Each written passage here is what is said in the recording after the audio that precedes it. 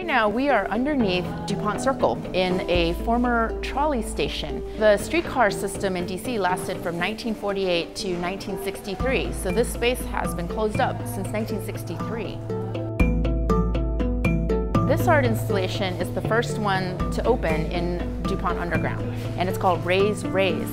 The whole idea is for people to build things, raise them up, and then they can tear it back down, raise them down, and build new things. If DC wants to have a great arts and culture ecosystem, we need to add in more different kinds of thinking about what art actually is. And so this space is particularly suited for giving us that opportunity.